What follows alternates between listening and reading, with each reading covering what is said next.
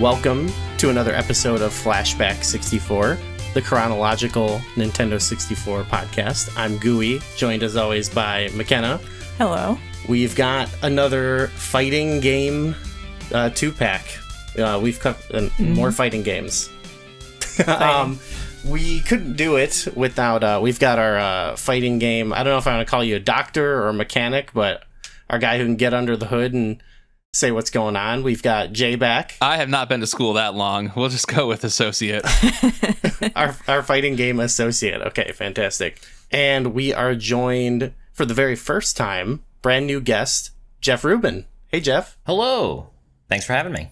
Yeah, I don't know. I don't know. Are you a fighting game guy? Well, it's an interesting question because the answer is no, not really. But I did I played a lot of video games during this era, like these, and like it was. You're saying like, oh, we're playing another fighting game. Like makes sense. It was like the dominant genre of this era. So like I played a lot of them in like the 90s, but currently I never play fighting games, and it's hard for me to follow honestly. And yeah, I don't have like the knowledge to get to like the like pro level of fighting games, but I played them so much in the 90s that like I have some basic vocabulary of the genre, you know? For sure. Yeah, it would be hard not to from this era. Like you said, we've talked about before actually on the show how the Nintendo 64 isn't really known as a fighting game console, but I was counting back, and I think almost a quarter of the games were about a year into the library, and about a quarter of the games have been fighting games. So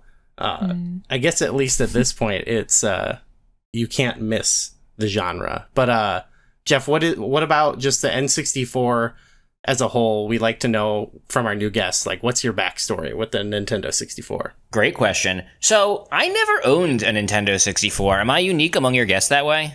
I think so. Well, we've had some guests who did not, but maybe a sibling or a friend did. But yeah, I think that's pretty unique amongst our, unless they're too young. Like some people just, it's like a retro, like super retro to them, you know? Yeah, no, I assure you that is not the case with me. I mean, I had an NES, I had an NES and an SNES, but then for that generation, I made the jump to PlayStation. And what year's the 64 come out? Like 97 or 98? 96 in US, yeah. So I'm like 14, so like I'm lucky to have one video game system, you know? Like I don't have like multiple video game systems, and for whatever, like I made the jump to PlayStation, so I never owned a Nintendo 64, so it's not like in my heart the same way. And I'm just being candid here. I hope I'm not like upsetting your listeners. It's not in my heart the same way that the NES and the SNES are. I love the Nintendo 64. There's a lot of Nintendo 64 games I love, but NES and SNES are like really deeply in my, you know, they're like in my bones a little bit. But I love the Nintendo 64. I love a lot of games. It's like a quirky, unique system, etc. So I never had one, but you know, of course, like I mean, I knew people that had them. I played a lot of it. You know, like I'm very familiar with a lot of the games, and I think I've gone back and like done a lot of the canon, you know, but yeah, that's that's about me and the Nintendo 64. Yeah, no, I don't think you're upsetting it. I think most people we've had on have been kind of realistic about the Nintendo 64. Like, oh, okay, that's common. This is a common point of view. I don't know. Yeah.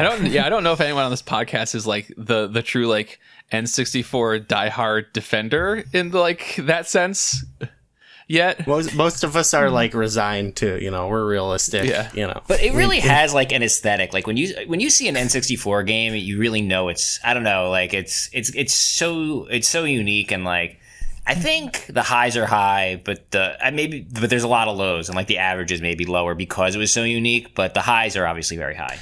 Totally, yeah. I'm not sure either of today's games are considered one of those highs. Yeah, I'm not sure. We'll see. Well, yeah, we'll see. I got thoughts. Check this out. Before we get into the games, we've got a little bit of our flashback segment. We like to say what was going on at the time. We are moving ahead in time. Our last episode was October 1st, 1997, and we are going all the way up to October 23rd, 1997. Only caveat is, and I think I mentioned this before, that actually the game Mace, the first game we're going to talk about, actually came out the same day as F1 Pole Position, which is a previous racing game we've covered. They came out September 30th, but we worked it around to have a racing game and a fighting game episode, just to have I don't know, some thematic consistency. So we broke our rule. But anyway, the number one song for the rest of October 1997 and quite some time is Candle in the Wind, because we talked about in our last episode, this is right after the death of Princess Diana. So 1997 is actually dominated by songs about people dying, because also I'll Be Missing You was the other big song of the year. So just a good year for songs about death. I gotta throw this out there because I think Princess Diana dying is the first like major news story I remember. Yeah. I was 7 at the time, and I'm like, this seems like a really large deal. Like, it's like the first major international news story I can remember. Yeah, I think I was pretty young still, so like I didn't quite understand it. I didn't quite get like, what a princess like was other than like Disney movies, I was pretty little. And I think I mentioned this on our last episode, but I think I finally processed it by reading one of those tags on like a commemorative Beanie Baby. It's funny because I don't have much memory of it. I remember it happened, but like I definitely don't remember like where I was when I heard about it or anything. I'm afraid to say. I hope that's not thoughtless of me. No, I can't but imagine. I don't like it. Didn't. As a person who's slightly older, I gotta say it didn't. I don't know. It wasn't like. I don't know. I was never like. I don't have strong memories of the event, to be honest. Yeah, there are probably I was on the better things occupying the mind of a teenage boy for sure. Let's see, other top songs. We got 4 Seasons of Loneliness by Boyz II Men, Honey, Mariah Carey, You Make Me Wanna. It's a good one. Usher. Oh yeah, that was a good one. How Do I Live, Leanne Rimes. We've been talking about Leanne Rimes. We were mentioning on multiple of these podcasts how this is the Leanne Rimes era. Yeah, her album keeps coming back. Actually, I'll mention it here. Number 1 albums at the time were Evolution by Boyz II Men and You Light Up My Life by Leanne Rimes, which keeps coming up actually, and The Velvet Rope by Janet Jackson, which is a banger. You're like really bringing me back to a time and place, and here's what I want to say. My memory of, what year is this? 97? 97, yeah. So I'm like 15, and I gotta say, like, I have a strong memory, like, when I think about this time, I'm like watching South Park season 1 and 2. I feel like South Park had just hit. Yep, it just aired last month. That is, like, when you just say these songs, I'm like, I just remind, like, that's the year South Park hit. I don't know why, that's how I think of 1996, 97. As someone who was a 15-year-old boy at the time. Number 1 movies were Kiss the Girls for 2 weeks and I Know What You Did Last Summer, which number 1 movie for 3 weeks in a row. In video games, actually, this is Gunpei Yokoi sadly passed away in a car accident around the same time, which was very sad. He's he created the Game & Watch and other, he's just the iconic early designer for Nintendo. Saved Nintendo's ass multiple times. Created the D-pad. So, we thank you, but yeah, tragic. Also, at this time, Nintendo released the new style Super Nintendo, which was like a updated model for it. But I don't know, I thought that was cool that they released it, well into the Nintendo 64's lifespan. Oh, is that the like mildly sleeker, rounder looking one? I believe so, yeah. I think I read it was like smaller. Constantly forget that thing is This is real. a new style Super Nintendo? Yeah, it was like a... Yeah, I guess that makes sense. They're like, here's an updated model. I must have known this. Yeah, I've seen these before, but like I will never, they'll never stick in my brain because an SNES looks like an SNES to me. But like, I remember every time I see these, I'm like, oh, that's right, that's real, that's a thing.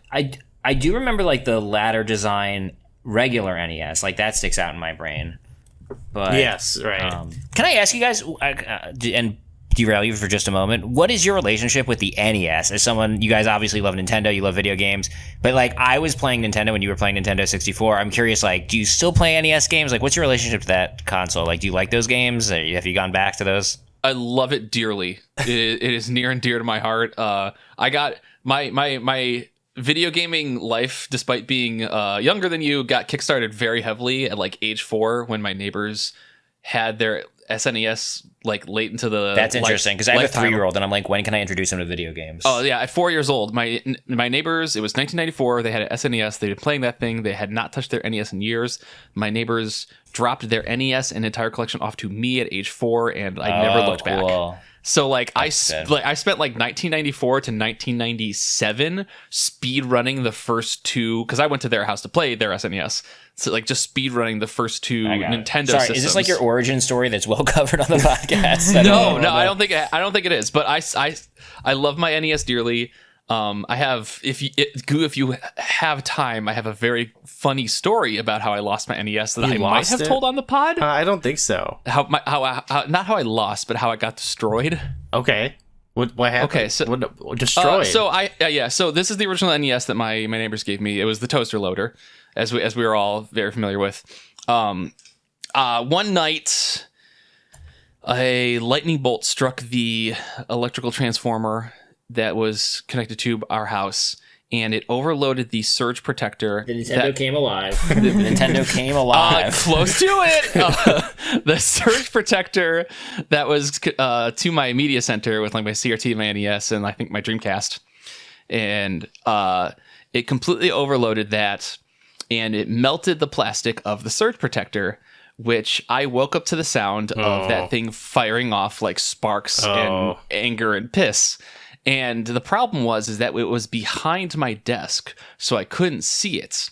And I, being the fucking moron that I am, woke up at like 3 a.m. to like sparks and nasty smells of plastic burning and was like, I can't see anything. I'm going back to bed.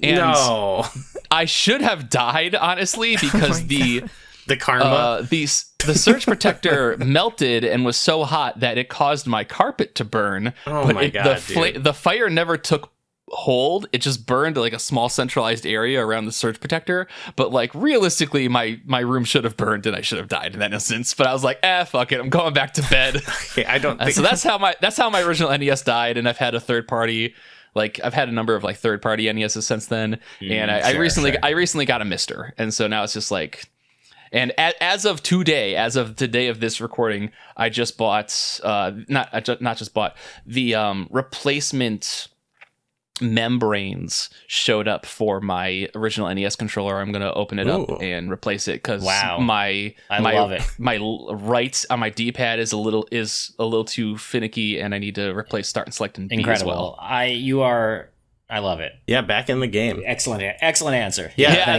That has not been 5 minutes well later. covered. There you got your answer. I'll just say too, like that was the first NES was the first console I had. I had it when I was like 3 years old. I think the Super Nintendo had already came out, but I think they were just cheaper, and I was just a kid, so Super Mario Brothers was just as great to me as anything else. And I didn't even get a Super Nintendo, and then I got a N64 like not long after it came out, so I was rocking NES into the N64. And McKenna, you N64 was like your I was a NES. year old when the N64 came out. So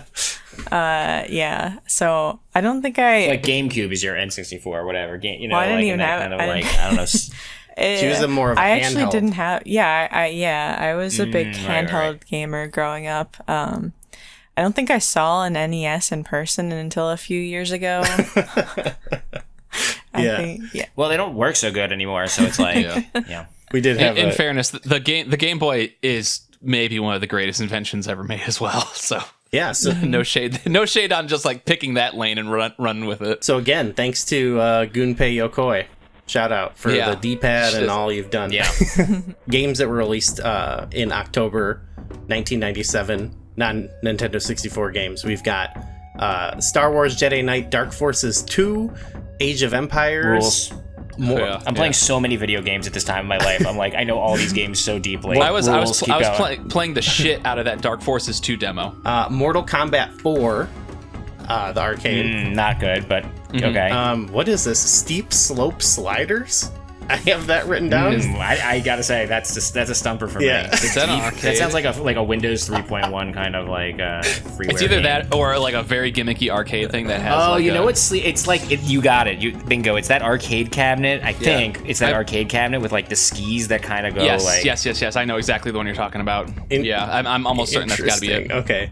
Oh, also October 11th, Dennis Rodman returns from second longest NBA suspension, which was 11 games. So it goes immediately to WCW. Oh, and I like to mention this whenever it comes up because I'm like, I feel nothing when I read it. But October 20, this is just, they're like, hey, fun fact, October 23rd, the Dow Jones dropped to 186.88 points. So, I don't know what that makes you feel, but the Dow plant is in Midland, Michigan, so like we must have felt it. And there he is, a member of the NWO, Dennis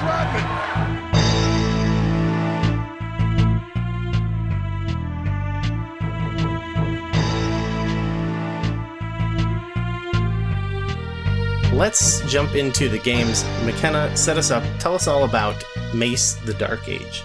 Mace: The Dark Age is a 3D fighting game by Atari Games and Midway, in which warriors battle to kill Asmodeus, wielder of the Mace of Tanis, so they may steal or destroy his power.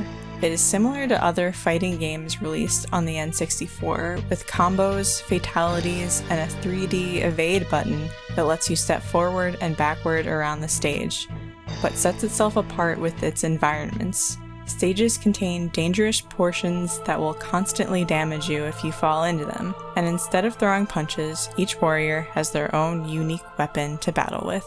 We were having a hard time coming up with more things to say about the... Getting to this point with writing the fighting game descriptions where I'm like... It's got it's combos. Another fighting game. Yeah.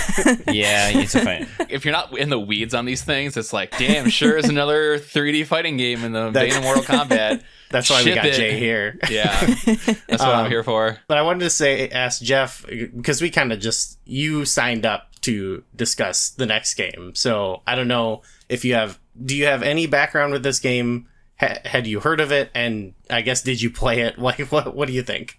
I had no background with this game. It was familiar to me. Like, I could picture the ad in a GamePro magazine or whatever, like I'd seen it at Blockbuster or something. Like, I remember it kind of being around, but it is as the description implies, it is another Mortal Kombat game, from 1997 or whatever. So it never made a big impression on me. So I did not play it until I played it the other day for this podcast. And look, I don't know what to tell you guys. I'm not in a good position to judge if it is a good fighting game. I bet it's not. I'd love to hear an analysis of that. I actually thought aesthetically it was kind of cool. I liked how helly it was. It was a little Doomy. And I liked that some of the characters, there were some there's a wild, crazy demon guy called the Hell Knight or something. And I was like, okay, cool. I like this guy. And yeah, the characters are kind of big and expressive. That Asmodeus guy, is that the guy on the cover that kind of looks like Lord Zed? Lord Deimos. Oh yeah, Lord Deimos. Lord Deimos is the big red armor guy. Anyway, I like you could just play him. There was a lot of, I don't know, the characters were big and expressive. There was not nothing. I could see it. It would make good screenshots in that little GamePro ad. But the game was, I did not I was not gonna sit there and learn the rhythm of its fighting game and beat the game. I'm sorry to tell you. That's okay. That's not required of you. I wouldn't even. I wouldn't even know how to begin engaging with it. If it was a platform or whatever, I'd totally beat it. But I was I don't even know what to do with this, to be honest. Is how I felt about it. So I'm curious. Is that just me being rusty with the genre and specifically from this era, or is it really just whatever? Well, I guess. We with the fighting games, we'll wait. We'll let Jay unleash the full opinion, and I'll just tell you because I feel I'm gonna head to the bathroom now. You guys talk amongst yourselves, and I'll return for my segment. Okay. I related to the game a lot like you did, where it's cool. I did end up beating it only because, and this is kind of how I judge a lot of these games, a lot of the fighting games we played, is if I can do unlimited continues. And I found a way to, which is when you run out of credits, you can hit start on the other player's controller and they'll pick up where you left off. So I had two controllers and I was just going back and forth.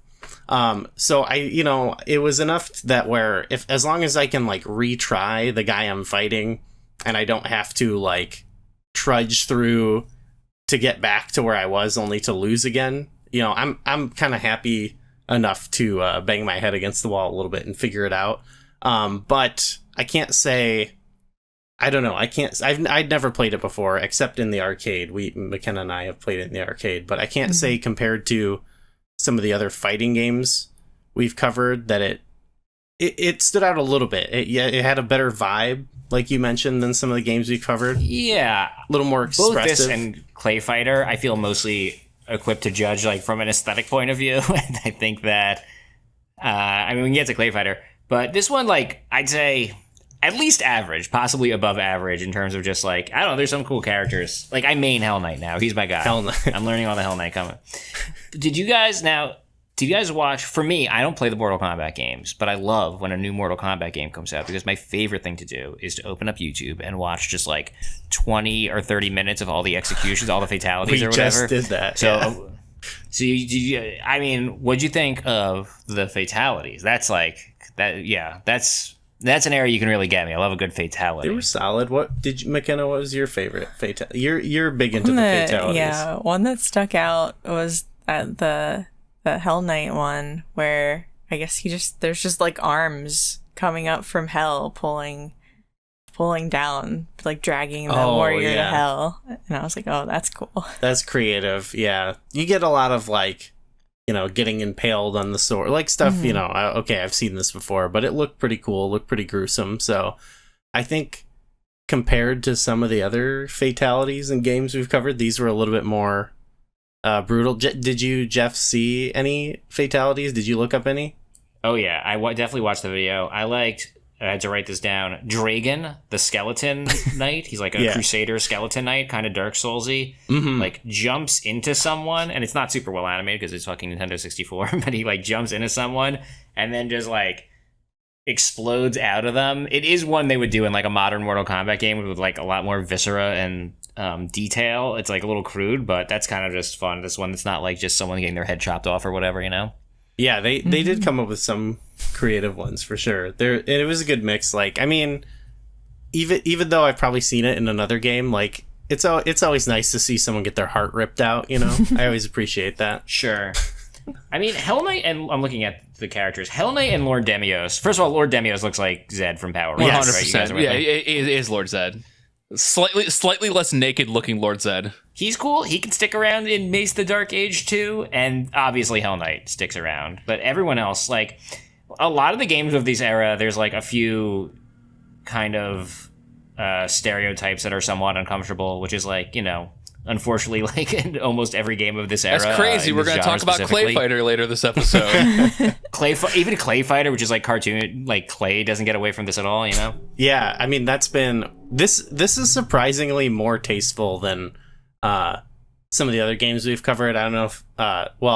War Gods, for example, had a similar thing going on where it's like warriors from different, you know, like parts of the world or whatever, they're gods or whatever, but it's like...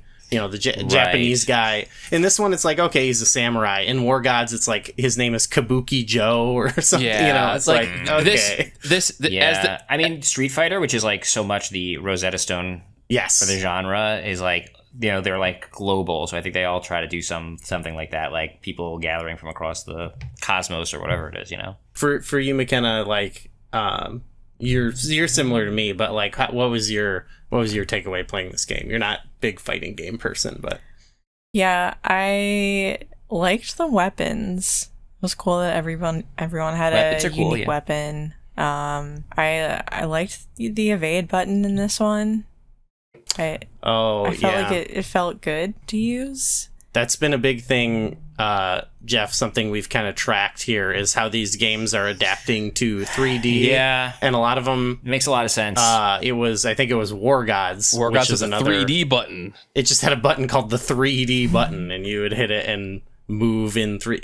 I think this one, it was I struggled sometimes with which way I was like evading and what direction I was going compared to like this other game we played, Dark Rift, had evade left or right, and that I could process a little bit. Sometimes here I'd hit evade and I'd go like a direction I didn't mean to go, and I'm like, okay, I'm not quite sure how we're moving about the stage here, but it, you know, it was okay. It was fun enough. I can't remember exactly because it's been a second since the last press the buttons in this game, but I think the way evade in Mace works is kind of the modern-ish way you would have evade work, where like pressing it will by default send you into either the foreground, and then you have to press like down and evade to get into the background, or reverse that.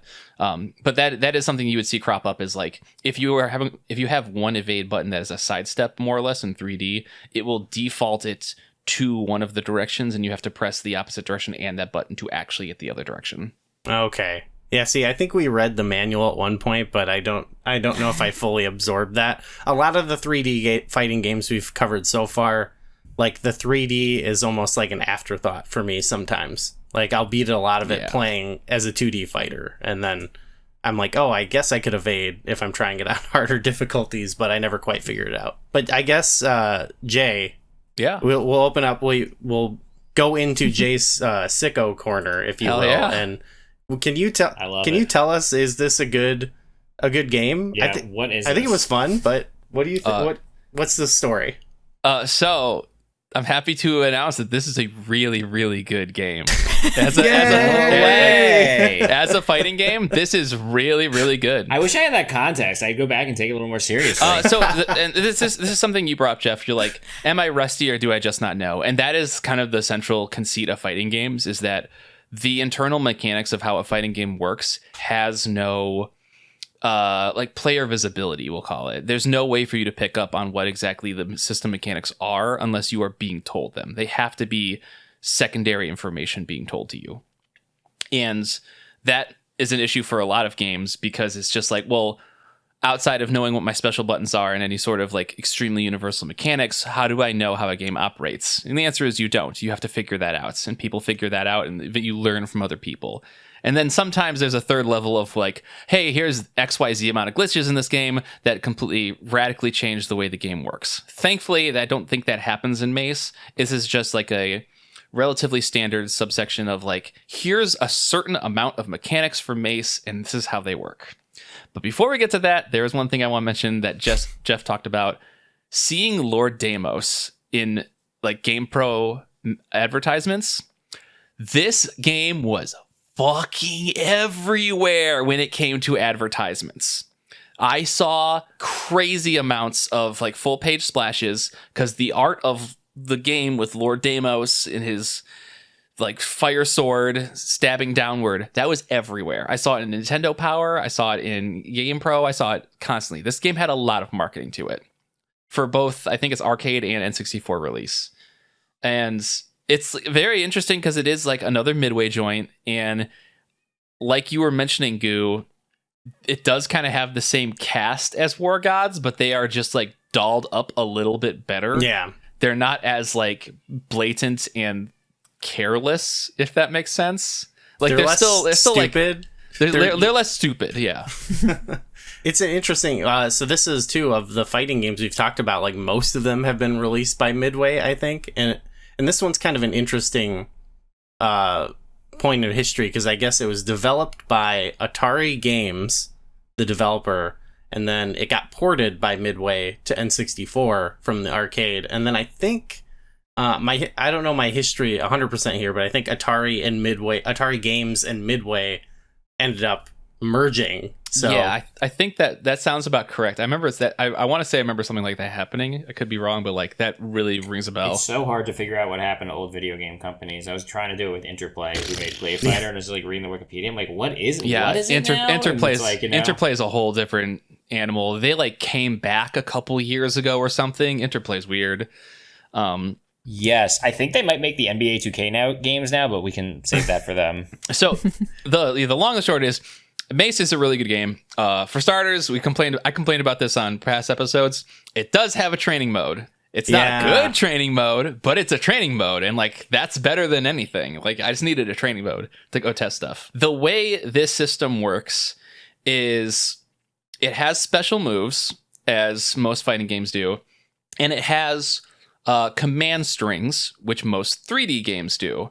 And so every character will have, I think, about 2 command strings between their quick attack, heavy attack, and kick. and it's like quick attack, kick, or heavy attack, quick attack, kick, or kick, down kick. Like they'll just have like a 3-hit string. What makes that system work is you also have every character will have like a command normal that is a like combo starter. So for example, Lord Deimos is a big beefy dude who has big beefy sword attacks, and one of his command like combo starter buttons is actually a short jab, which is like back and quick attack. And it's not commonly the range that Lord Deimos wants to be in, but if you are like in the pocket with that character against your opponent, if you land that back and quick attack short jab, you can then combo directly into your string, which is not the way strings normally work. Strings are normally a canned sequence of those 3. So you can actually tack on an earlier hit to that string. And strings in this game are cancelable into your specials. So you can go from, if you have the good punish, if you are playing wise, you can do your combo starter into your string, into your special, and then some specials can actually be canceled into different specials and go from there. But you can also truncate. And that's fun. That's good. This is all good. That's really fun. That's really cool. I'm having the same. Yeah, it sounds cool. What makes that work is the truncation of those 4 sequences can be broken up. If you're playing Lord Deimos and you're not within jab range, you can actually just do your string into a special. Or if you're even a further range away or you want the certain utility of a special, you can just do that special, follow it up a different way. And it is so a combo system that has more range or choke that can be applied where you want it to be. Earlier, you asked me if I played Mace the Dark Age. I think I want to change my answer. I'm not sure I did. It's okay. It's okay. The game won't tell you this. You have to go find this information out. You have to go hunt this down on like game FAQs or something, or like go find information on this. Is that what you did? How did you figure all this out? Like, did you like toy with it for a half hour and you were like, oh, interesting? Or did you like have to read a document to like kind of put together what you just described? I read a doc for the majority of it. There are old archived game FAQs guides that kind of explain some of this. That's amazing. So you're reading like a 30-year-old game fact? Yeah, that's where information lies. Rules. We've had to do that a lot for some games because they're not. I love that. Sought. Do they still have like the Axie art? Oh yeah, yeah. We can say Axie in this household. That rules. That rules. And this is like fighting games 202 because almost every fighting game will have its information archived, and like really, really old ones are on GameFAQs, and they're usually not the best, but like a lot of fighting games, more fighting games than you can count, they all have Wikipedia pages on separate Wikipedias. Dustloop, Mizumi, Frame Advantage, Dream Cancel, like information has to be gathered and archived because games don't tell you this. You have to learn this over time and archive it so people can learn it. That's what's really tough about like trying to get into it. Like I feel like I'm usually brute forcing my way into liking a game, but I've started to like develop some muscle memory for certain things. Like I can now like attempt random combos, and see if they work with certain characters and pull them off. But it's one of the hardest things about like getting into fighting games for me. And I guess that's probably part of the design, right? It's because like they were originally made for arcades, right? So they want Correct. you to kind of keep trying and try stuff against other players and fail and try again. And so I feel like if they trained you to do, I guess that's changed now that we've moved away from arcades, but that's kind of what's always been tough about getting into fighting games of that era for me. It's intoxicating being at an arcade cabinet playing Street Fighter 2 World Warrior, pulling off a special move for the first time, being like, holy shit, I did that. And then 50 cents later, keep doing it. So, yeah. Because the system of Mace is that it's not like a super expansive combo system, but it is a combo system. And it's a combo system that's very fun. And I will explain this with, you want ready for your head to spin? Dragnar has a negative edge combo string. And I think that is so sick. One of Dragnar's special attacks is holding down like heavy slash for a certain amount of time. It's usually just said it's like 2 seconds. I'm putting up big air quotes here. Okay.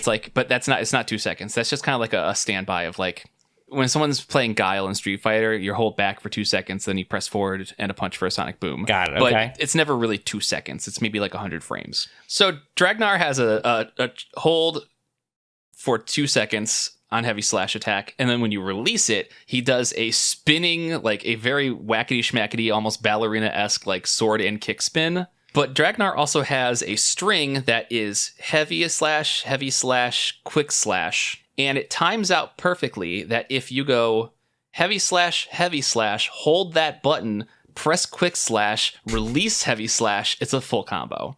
And that's just the middle part, because you can, again, if you are in the right range, you can start with his opening jab, do like the opening attack into his string, heavy slash, hold heavy slash, hit quick slash, release heavy slash. He does his seven attack combo, and you end it with another special cancelable special attack. And that's the cool shit. That's why Mace is a cool game. I definitely did not do the cool shit, as you say. Yeah, so the game doesn't teach you the cool shit. You have to sit there and be like, is this work? Does this work? Is this string cancelable? Is there enough of a frame buffer between this string and releasing for that special? Can you special cancel at the end of this special into another special? You can. So yes, I think Mace is a really, really sick game. I think that the combat system they implemented is one that has a lot of nuance. It allows you to try harder for better combos, but it also works in a truncated form when you have just a little bit to work with. I think it's really good. And in terms of like this era of 3D fighters, most of which are not good, Mace is like maybe a full letter grade better than most, I think. And also this game looks really good too. Like it looks and performs really well. So I have a very glowing view of Mace. I think this game is really good. Oh, it had that's cool. Yeah, I think you kind of said like it's something you can't always like articulate, but like you've mentioned before, like some of the games we've played where it just has like these little things where you can get like locked into something like, and the game is actually kind of broken in a way. It sounds like it gives you a lot of like opportunities to do more with it as you get good at it, which has been kind of like some of the other games. Where they fall on is they just kind of are like emulating other games, but they don't fully understand like what they're doing, I guess. Yeah, and this is by design. This is not a issue or instance where like there's a programming oversight that makes something cancelable where it shouldn't be, and that's what makes the game fun. Though this is a thought out system of how do we make these commands, these normals, these strings, and these special moves all congeal into one system. And I think they knocked it out of the park. I think it's a really fun game.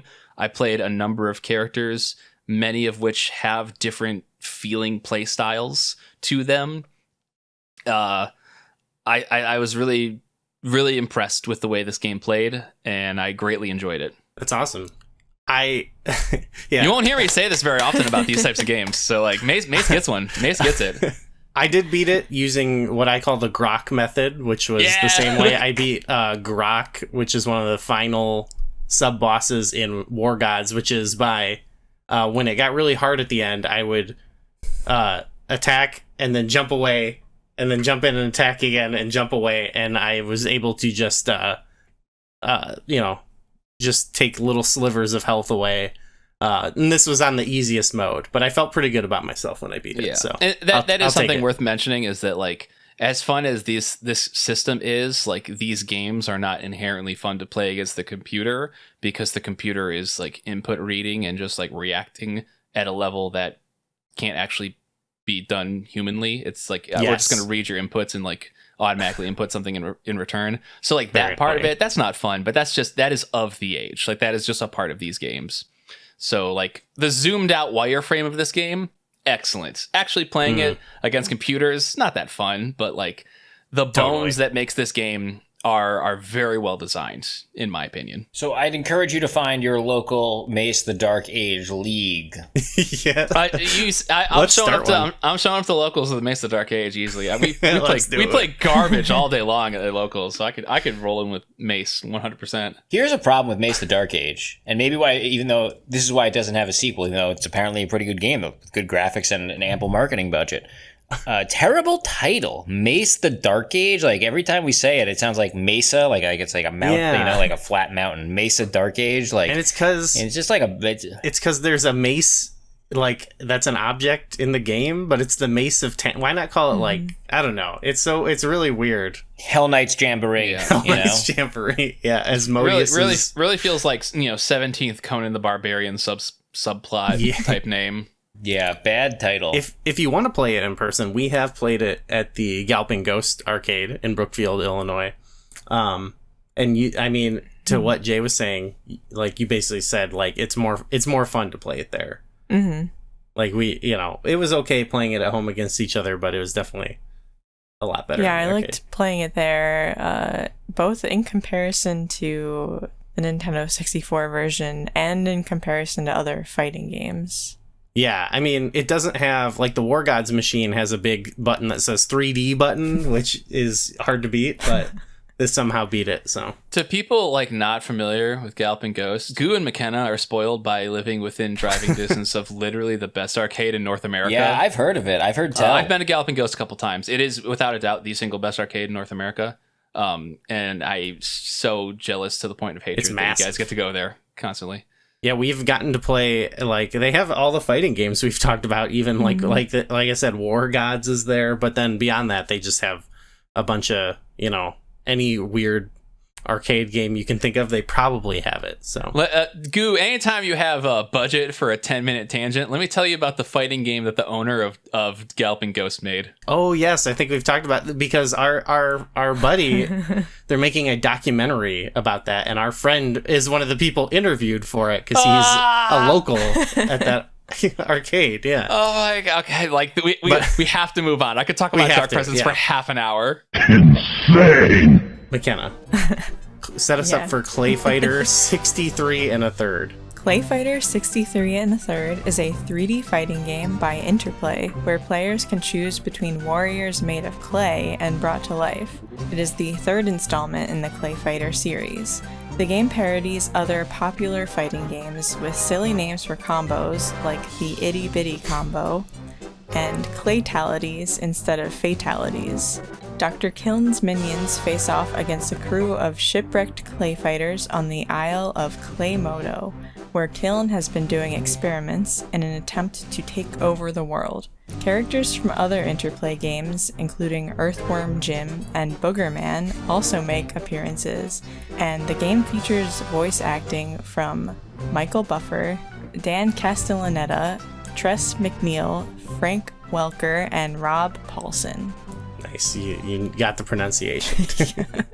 Just a handful of... I didn't realize that was actually Michael Buffer. I was thinking, like, wow, because I think he's like you really have to. I think you like really have to pay Michael Buffer to use "Let's Get Ready to Rumble." Yes. And I heard that, and I was like, I wonder if that. Yeah, I'm impressed they actually paid him. He has trademarked "Let's Get Ready to Rumble," and he is very litigious.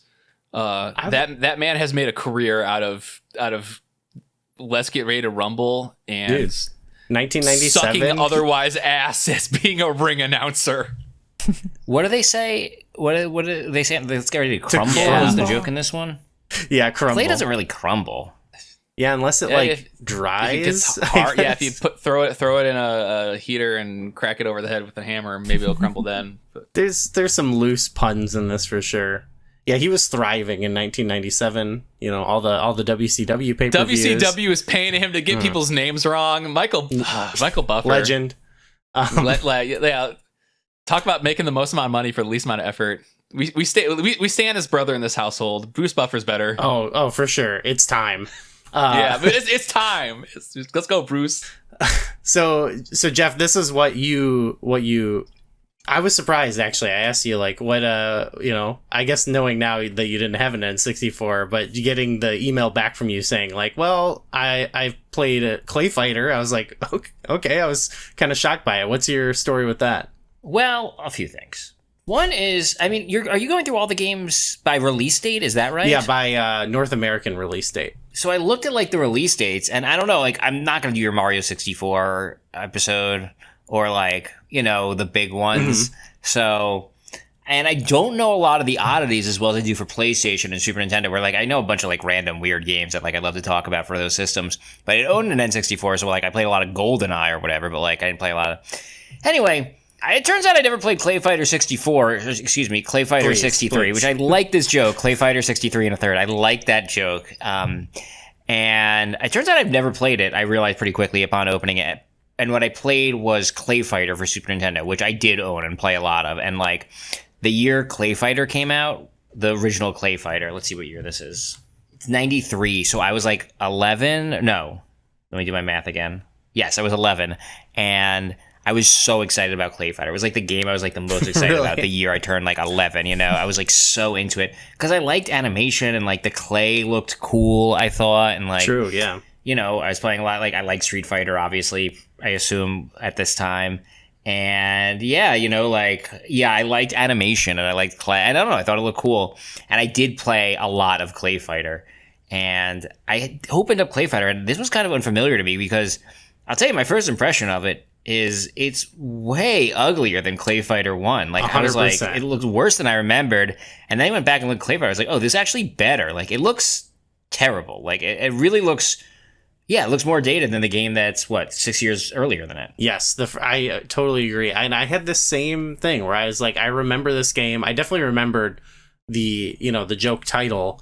And then when I was playing it, I was like, this is definitely, like, I hadn't played the game since I was a little kid, so I had no idea. But then I was talking about it on a different episode. We had some family friends who had the original, I think on Genesis. I think it was also released, so I might have played. Probably, I think yeah. I played that, and I had the exact same experience where, I remembered the game having like kind of like the very like bright kind of vivid colors, and it kind of like a lot of the stages look kind of ugly, I think. Yeah, it's very like actually kind of dark, and like all the characters look like kind of demented or mean or whatever, you know?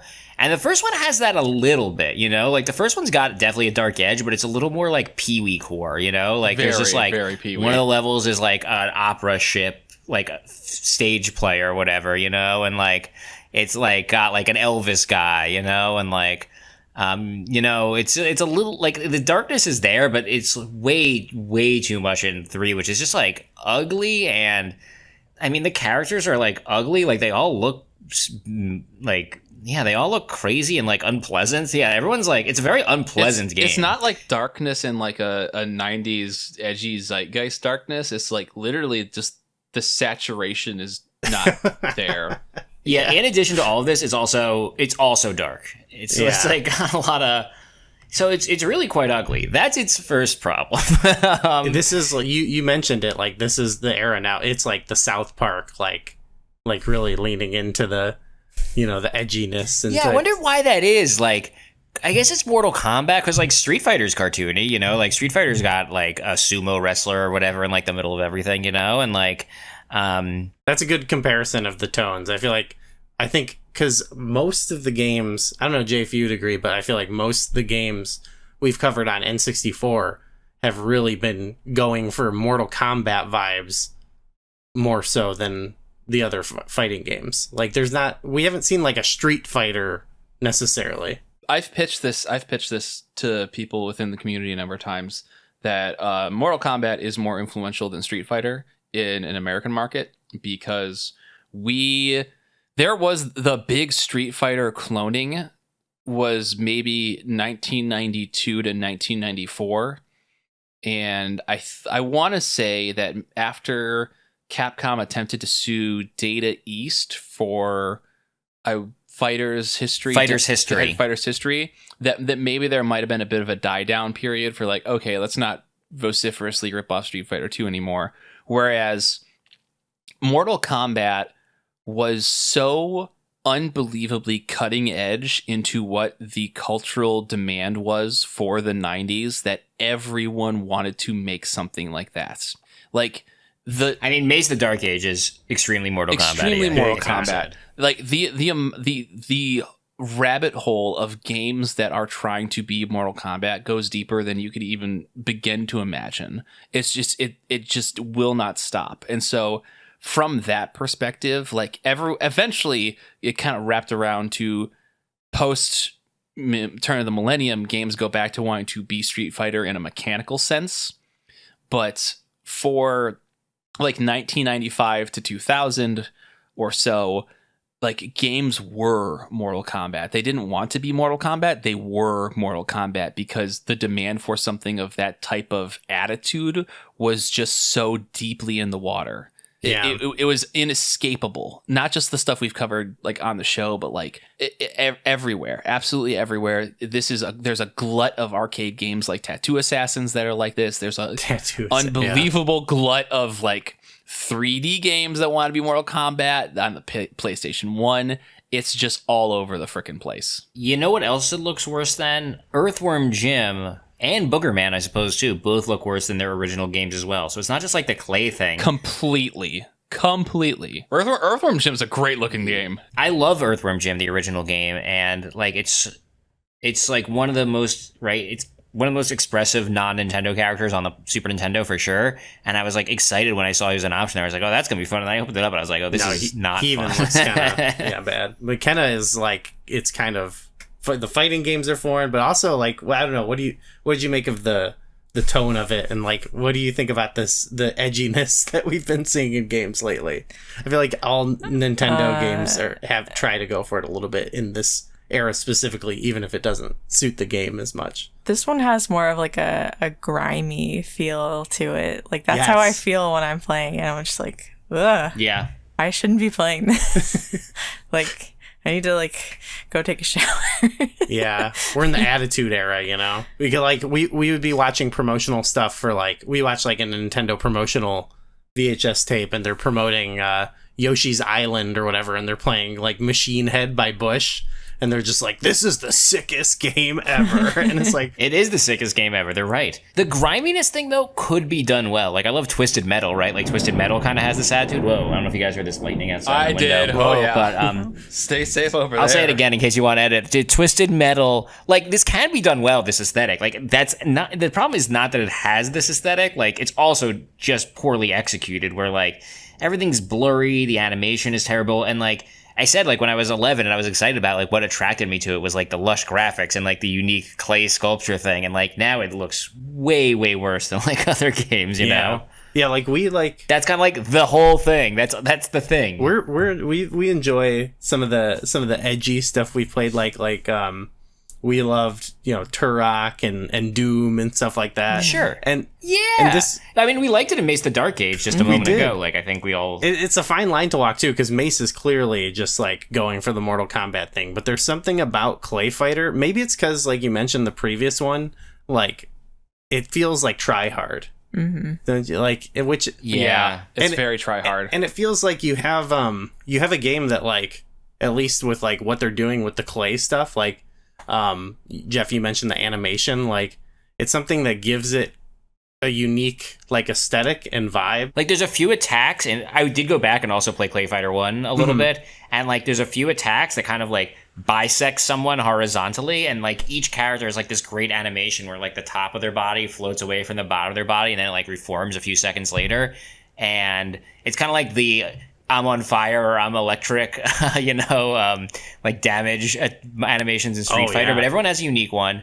And it just shows how, you know, I don't know, that's like part of the fun is that they're clay, right? And like you can just see that everywhere. And like, as far as I could tell, and I got to tell you, Ken did not stick with this one very long, but I did not see anything like that in this one. Like, it really is like an ugly aesthetic, poorly executed, and it's dark. Like, it's really digging itself a hole before we even get to the gameplay. One last thing I want to say about the aesthetics is I also pulled up all the Claytalities video, because I'm not gonna go through this game and perform Claytalities with all the little racist characters, and they're terrible. I actually stopped watching the video. We do need to camp out on that for a second. It's not just that the aesthetic is bad and everything's ugly. It's also racist. Yeah. By the way, right. It's also, we should mention, like Mace and like many games of this era, though actually probably worse than Mace and other games, it's got some really ugly stereotypes. Deeply worse. I think you, like, at best could say some of the other ones are, like, culturally insensitive or something. Or misguided. Yeah.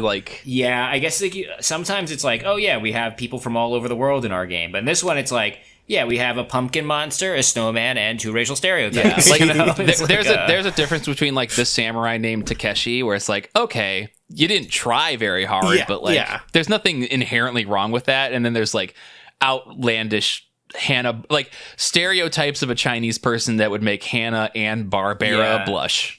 For sure. I'm looking at it now. It's actually worse than I thought it was. And I think like Bad. they're almost saved by the fact that graphics are so blurry. Like I bet this clay model was extremely racist. And like we're just not getting a lot of the detail in this terrible adaptation. What was the one guy's name? The cook? I don't even want to say it, I guess, but I feel like even the name is offensive. So it's quite an ugly game. It really can't be emphasized enough, you know? But I want to say the one good character is the Blob. Yes. I looked at the Wikipedia and like Blob and Bad Mr. Frosty are like the Ken and Ryu. They're like the ones that are like across all of the ClayFighter games. Like other people come and go. And Bad Mr. Frosty's okay. I guess I get it. But the Blob, it's like, I think the Blob should have been the game. Like they should make a game with the Blob. Like he's so much better than the other characters, you know? Like that's all I want. Like looking back, he's obviously the thing to me. That was my main for sure, and that really embraces that it's like, you're clay guys. Like I get you can make whatever out of clay, but I was like, I just like a clown, a clay clown. I'm like, okay, I don't. Like the Blob is ClayFighter. Like he just is. Yeah, like he turns into a brick wall when he's blocking, and he can turn into like a punching glove when he hits someone, and like there's just a lot of fun stuff like that, you know. And the snowman, I mean, in the original he had a cooler design, but I even feel like in this game it's memorable, but it's a little bit like we had to turn him up to 11. You know, we had to make him a real badass, and it's like, come on. Yeah, the snowman's all right. Honorable mention to the bunny, the Terminator bunny, who is he's the only new character they introduced in 2 who survived to 3. 2 is like called Judgment Clay. It like came out like really in that Terminator 2 sweet spot, and I like that there's a Terminator bunny. And I'm into him. Judgment Clay is a good name too. I'll give it up for that. I was hoping you were gonna give it up for the one unbelievably good character in this game, which is Sumo Santa. Oh, I hated looking at that one. I love Sumo Santa. That's like the 6-year-old in me is like, this is so good. This is amazing. And it should be mentioned, did you guys come across this, that like Blockbuster, there was a version of this game called the Sculptor's Cut that was exclusive to Blockbuster and is like now very rare and one of the most valuable like N64 cartridges, even though the game is obviously the underlying game is terrible. So I was holding off on that because I didn't know if we would cover Sculptor's Cut at some point for the show. If not, let me know and I'll talk about Sculptor's Cut. We did play. I did play it. I put it on my my EverDrive and played it on the 64. And I don't know. I don't know if it warrants its own episode or not because it really wasn't too much different. It's just, I don't think it's like, oh, they fixed it. It's just like 4 more shitty looking characters. The menus were much better. I'll say that. The menuing. Does this one have a theme song? Because ClayFighter SNES has like a theme song with like spoken voice that's really pretty catchy.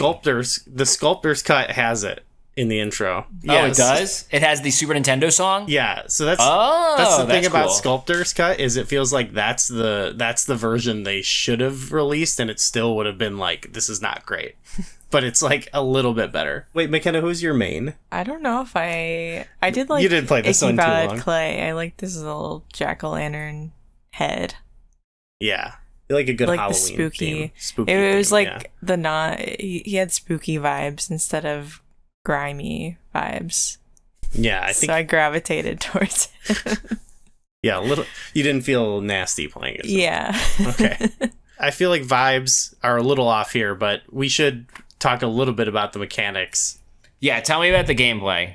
Yeah, I guess we could just say. Actually, I thought it was of all the games we've played, fighting game wise, it was the easiest. Like I picked the Blob. I was hammering away at all the buttons. I knew what they did, but I was just going crazy, hitting all directions and combinations. And he was just transforming into a bunch of crazy things and beating up the enemies. And even on like slightly harder difficulties, I got pretty far with him just by like mashing buttons. So I don't know if that's the intention, but I think it was like the most mindless of all the fighting games. Maybe you're just insanely good at ClayFighter 63 and a third. You're just like an absolute prodigy at the game. Yeah, maybe. The AI for this game is also like drooling idiot levels of competent. That's one thing I'll say is I was like, a lot of the AI, eventually they would just start like jumping and running away from me. They just start jumping back. If it didn't do that, I would say like this game is like kind of fun. in a mindless way. But then I was in a lot of stages having to like chase them around, and it's like, this is one of the worst implemented, I think, 3D fighting games. Because we should talk about the stages, because that's like the one actually unique to this game aspects. Yeah, you're like moving about these stages that are in 3D, but I never quite got where we were going, and we would often transition between levels. So yeah, it's a 2D game, entirely 2D game, but it is a 2D plane that is traversing over a usually circular 3D environment. So, for example, racial stereotype number 2's stage is a hut, and you can fight around it, and so there aren't like walls to the stage. You are just constantly moving around it. Oh, okay. Some stages are much better in the sense that they are a little more linear, but you get to one edge of it and you can knock a person into another transitional area. And that's like probably the coolest thing about this game, is like getting to a stage where you can transition from one area to the next to even another. Like sometimes they'll have multiple transitions in the same stage. Like that's the coolest thing. This doesn't always work. Like whatever stage is on like the river raft, that stage is like a small circle that you fight through, and so when the camera flips, it's hellaciously distorting. It does not work properly. But like they tried something with this 2D plane 3D environment implementation, and it mostly works. And when it's really cool, it does kind of feel like, oh, this is interesting. There's something at least interesting here. Yeah, some of the transitions were cool. You did make me think too.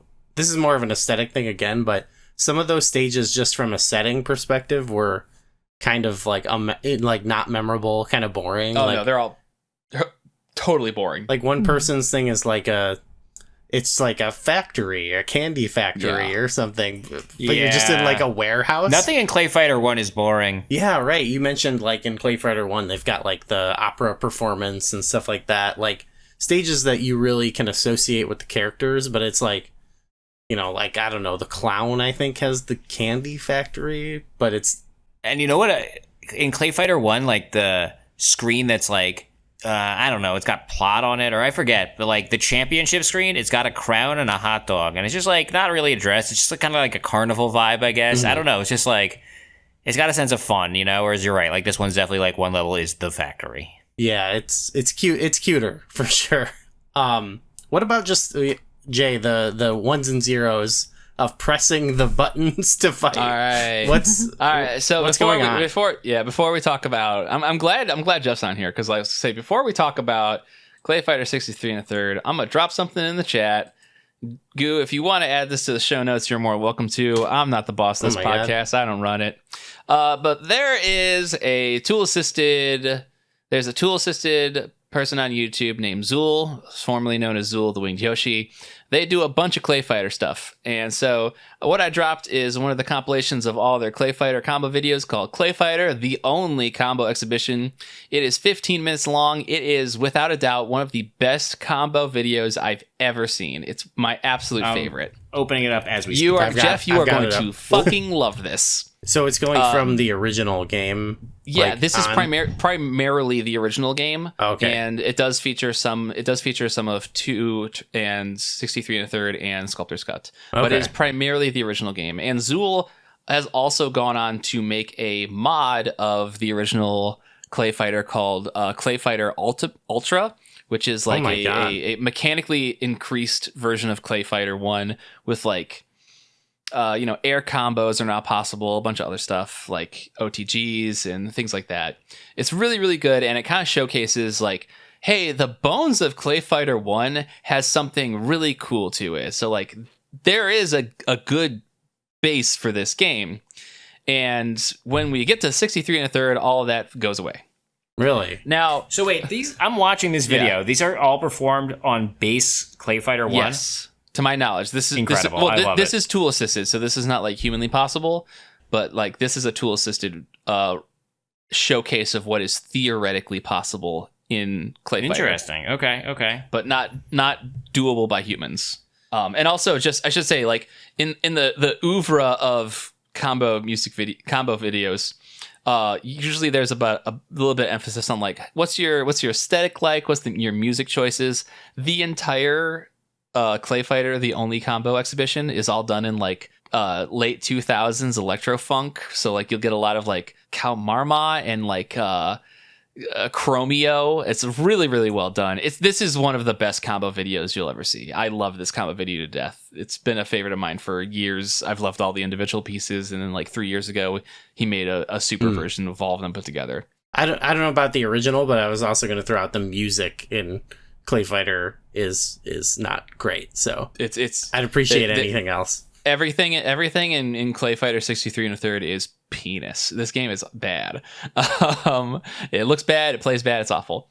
So when you and McKenna, and I can't remember who would have been the special guests on this episode, when you guys discussed Killer Instinct Gold, I can't remember, but I doubt that you guys went into the combo system for that game. Because not in depth, because it is hard to grasp, like we've mentioned. Yeah. Killer Instinct has a fully unique combo system that only shows up in Killer Instinct because no one else is stupid enough to try and make that game happen that way, except for 63 and a third, because they have the Killer Instinct combo system in this game. Oh, that's cool. I guess. I mean, I thought that was a fun game. It's cool if this game didn't just like play like dong. Like this game just like really plays badly. Okay. Yeah, it does. It has the Killer Instinct system. So one of each character's specials is their opener, and when you hit their opener on someone, you can do an auto double and then linker, which is another one of your specials, into another auto double into an ender. I do remember that it was built on these like really building like complex, or like not complex, but you'd start with one and it kind of had like a sort of a rhythm you're supposed to figure out to like make these like super massive combos or whatever. Exactly. And it works in Killer Instinct because that game plays well. And it just like super does not work in this game because it controls like dong. It's just, it does not have good movement or control or feedback. It's very slow and chuggy feeling. It doesn't work well. And I was surprised when I played it for the show that the Killer Instinct system was in there because I played Sculptor's Cut growing up. I rented it a number of times. And if memory serves me correctly, they did not put the Killer Instinct system in Sculptor's Cut. They removed it for that and made it a more traditional, like, regular Street Fighter-esque game in that regard. Okay, because weird. I think it just does not play well. I did not notice that, but I wouldn't notice that. I didn't test Sculptor's Cut for this game, so I could be wrong on that, but like I don't remember the Killer Instinct system being in that game. So I mean, it goes to kind of what I was saying before, where like I was thinking more with Mortal Kombat, but like some of these lower tier fighting games are like copying like the basic ideas of these other games, but they like don't fully understand it, and like in this case, just like the basic mechanics of playing don't feel good. Yeah, is what you're saying. It just doesn't. Yeah, it is simply a game that plays so slowly and so sluggishly that it just doesn't feel good. And it allows you to do some kind of funny things. Like I was playing with Earthworm Jim, and I think it's his like down medium kick is where his Earthworm Jim suit inflates like a ball, and he like runs across the screen. And because the AI has one brain cell, and that brain cell is jump back, if they ever jump back and you do like down medium kick, they can air block it, and it does like a little bit of chip damage. But the move recovers fast enough where you can just like do it like 5 more times before they even hit the ground. Yeah. I think with, like I was saying, with whatever character, but particularly the goo, I could just kind of go ham, and it was kind of mindless beating on the AI. You can beat up really badly on the AI and just like trap them in situations where they just don't have answers. And just overall, not a fun game to play. Slow, chugging, sluggish. Combo system doesn't feel like it should be in this game. Like there's not enough frames of animation to anything that makes it feel like there's like a impact or intentionality to it, which is like kind of what Jeff was talking about. The original ClayFighter is very well animated. This game feels like a third of the animation frames were cut from everyone, so it just doesn't. It doesn't read well. Yeah, that's the third. 63 and a third of your animations are gone. I don't know if it's uglier or plays worse. It's really quite a debacle here. I don't know. Like, I don't think of this. Are there worse? What's a worse fighting game than this? Surely they exist. I mean, like Fighter's History. Like, there's like a few real Street Fighter knockoffs. What's a worse fighting game than this? Criticom easily. Criticom. Okay. Which one? Criticom for the PlayStation 1. Fighting Eyes for the PlayStation 1. Is that? I've never heard of Criticom. You're so lucky. I'm just saying it's like there's not. I'm just saying this is. I think this seems like it might really be the bottom of the barrel for fighting games. Like it's hard to think of something worse. And there's a lot of really bad fighting games in this era. I'm looking at Criticom and it's way less ugly. I gotta tell you, I'm looking at the Sega Saturn version. Yeah, it's less ugly, but like it looks kind of cool. Pressing buttons in that game will make you like contemplate life. McKenna, like what did you think as like? You know, I feel like you have the freshest set of eyes for these fighting games. Is this the worst one we've played? We're gonna reveal that eventually on a later show for sure. But it's just so like it felt like there was nothing notable about it when I was playing. Like I just press the buttons and be like, I feel nothing. It's frustrating because it's like of all the fighting games we've played, I feel like I want to like it the most, you know, because I did go into it like, oh, this is cool. It's with the claymation. I love claymation. And then do you guys know there's another claymation game from Interplay on Super Nintendo called Claymates that is a platformer? It's like a little less clay-y, but I remember playing that game and I remember liking it. I mean, I like rented it from Blockbuster for like a weekend when I was 11 or whatever, but I had fond memories of it. That was actually, for me, a big game when I first figured out how to like download emulators and stuff. I had like a flash drive with like a Super Nintendo emulator, and I brought it to school. And like all the older kids thought I was cool because they could play Super Nintendo games on the computers. And for whatever reason, Claymates was on there, and we played that. And I don't even remember the context, and it's like really embarrassing looking back. But somewhere my senior year yearbook is in here, and for like, you know, you have your picture and they give you a quote, and for whatever reason, I made my quote just say Claymates. Like.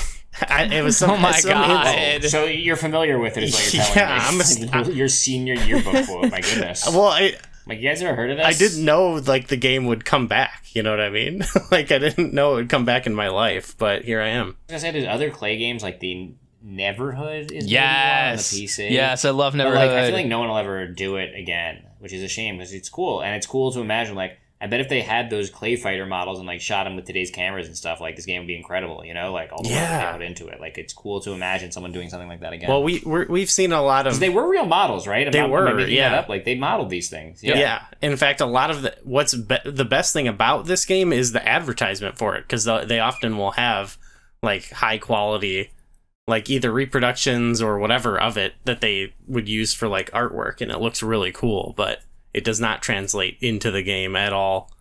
The closest thing it reminds me of is sort of the models they would use in like Doom 64, for example. They had like, you know, the models they photographed and stuff, and those looked really cool. And I feel like, to what you were saying, Jeff, like we've seen, I guess, enough like nowadays with like the indie game scene, like a lot of games based on like sort of nostalgia for very specific types of retro games and certain types of like animation and stuff like that. And I don't know, maybe the clay is hard, maybe someone doesn't want to tackle it, but there might be someone out there photographing clay models to make a game. I hope someone out there. The closest thing we have is probably like the last Sakaguchi JRPG is Fantasian, and like that the backgrounds in that game are made with dioramas. Kind of the closest thing would really be Cuphead, even though it's not clay at all. It is something where like each frame is handcrafted with like traditional arts. Yeah, or whatever, very similar. Very similar. Is there anything else anyone has to say about ClayFighter? Jeff, I'll let you go first. Any final thoughts on ClayFighter? No, I mean, it's kind of interesting. It's definitely, if you look at ClayFighter 1, it does feel like it's got a distinct aesthetic, a specific distinct aesthetic that is pretty unique, especially like on Super Nintendo. And yeah, it's like 3 is like a copy of a copy, and it's just not as good. Yeah, that's fair. How about you, Jay? This game's penis.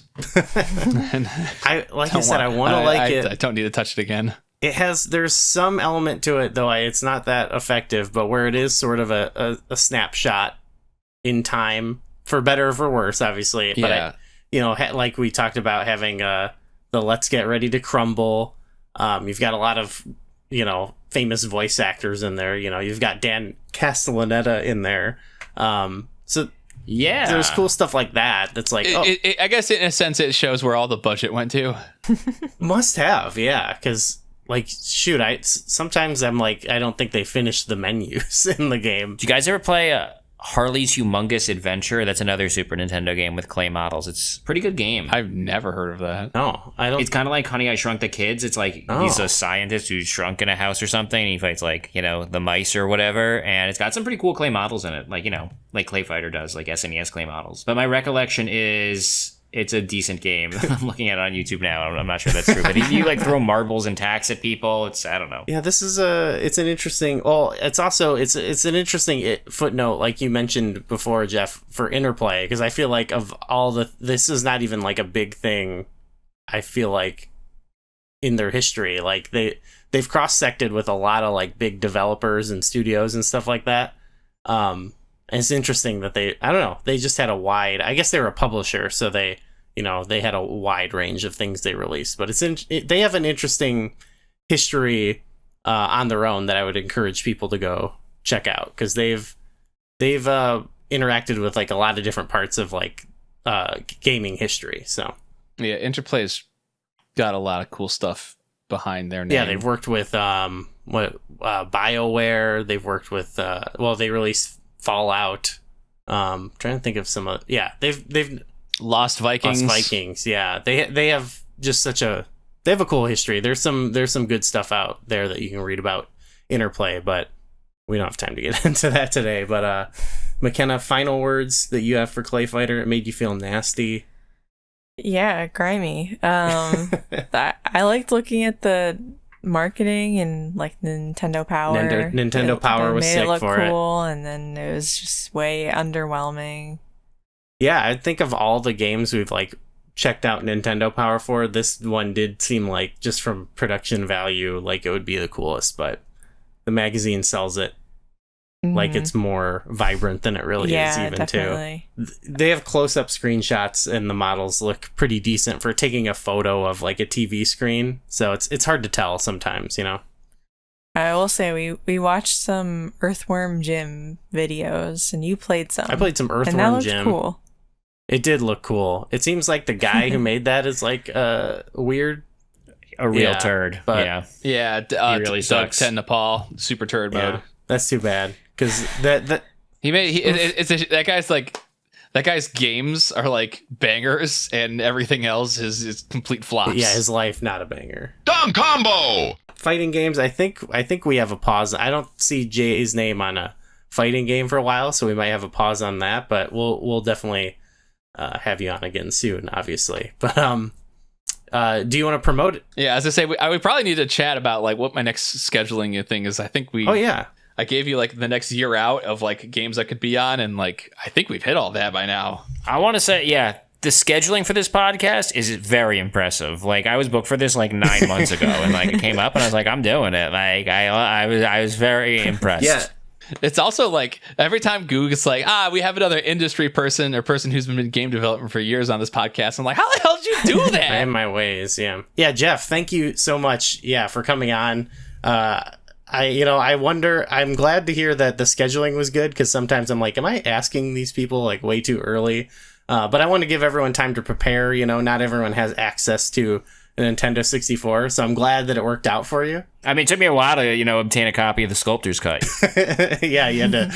Yeah, how's that? What was the interest rate on that mortgage? How much is a Sculptor? How much would it cost if I just wanted to buy a Sculptor's Cut right now? That is a good question.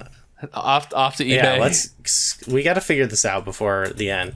Because we're not talking about Sculptor's Cut probably, so like we might as well discuss it here. This game is freaking expensive because it was one of the 3 games that was exclusive to Blockbuster for the N64, so you couldn't buy it. It was this, Transformers, Beast Wars, and something else. So these were rental only games, and their value is through the fucking roof. Okay, yeah, I'm looking. Cartridge $800. Let's see, full authentic in box, we got $150,000. Is that right? Kill me. Wow. Yeah, it's a pretty penny for sure. Maybe what we'll do is we'll do a Blockbuster exclusives app. You know what I mean? And I'll have you on for that. Yeah, that should be the episode. Is the Blockbuster exclusive 3, because that's so worth talking about. That is fun in regards to like the N64. All right on. Well, okay, we've got you committed there. Jeff, you got anything you want to promote? No. I mean, I guess I made a game, Believable Lies. Is at believablelies.com. That's a fun game. Wait, is that right? Hold on, let me just check. I think I got the URL. And, on my social media, I've been reviewing kids' books. I like terrible kids' books. So I've been reviewing terrible kids' books. And so like I make these little videos about that on my Instagram and YouTube and TikTok. Yes, those are very fun. Liesgame.com is the... Thank you. Jeez. I guess I didn't get believablelies.com. So anyway, it's liesgame.com. It's a fun game you can play on your phone with your friends. Thank you. It's kind of like a Jackbox game you can play on your phone with your friends, and it's just a website. You don't have to download anything funky. And next time with your friends, you can just all take out your phones and play this cool kind of game. Right. We stream on Twitch. We'll play it. We'll get our friends together. We'll play it. I think that'd be fun. Well, thank you so much. Yeah, I think it's fun for that. I hope so anyway. Awesome. Well, yeah. Thank you so much for coming on. Jay, you got anything to promote?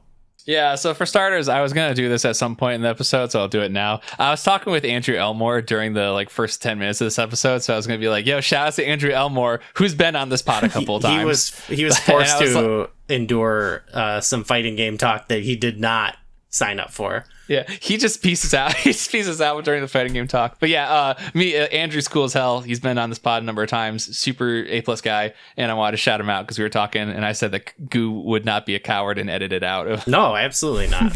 But absolutely not. Andrew, yeah. But yeah, you can find me on Twitter at IdolismJ, IDOLISMJ, and you can find me at Blue Sky as the same thing, IdolismJ at .bsky.social, but primarily you can see me on YouTube, where I do a bunch of video essays for video games, almost exclusively on the retro sense, as in pre-HD era. My most recent release at the time of this recording going out will be a non-HD era one. In fact, probably the opposite. It's a lavish, highly detailed, super high resolution frame rate Chinese live action romance visual novel. Oh, and yes. It's me taking that game to task for 40 minutes. That game looked crazy, but also you convinced me not to try it. So yeah, you shouldn't play that game. You shouldn't play that game. But if I get my ass in gear by the time this goes out, there's a chance I wouldn't put my money on it, but there's a chance that my 3+ hour Final Fantasy VI video comes out. Wow! So look forward to that. That video is gonna be amazing, but it is gonna be an absolute King's Ransom worth of editing I need to do. Oh, good luck with that. Well worth it though, because Final Fantasy VI is kind of an amazing game. Oh, for sure. Well, good luck with the editing. I'm not envious of you there, but the final result will be great. I do it. Yeah, it's gonna bang in the end. I just gotta get through all the work. McKenna, what should we mentioned the Twitch. We'll probably stream this soon because we've messed around with some party style games and stuff like that. So I think we should play that. Anything else do we want to promote? Anything? We're on all the Blue Sky. We talked about it. Yeah, we're good. Let's crumble, I guess. We've been. Yeah. All right. Thanks everyone for listening. Buffer says that the lawsuit's in the mail. Hopefully it doesn't.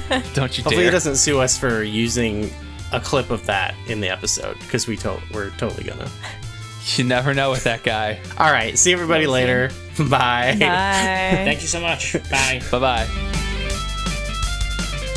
Special shout out to our Millennium Star tier patrons. Thank you to Infection Form, Jeremy Aber, Kiefer, Nico, Paul, and Underlined V. Thank you so much for your support.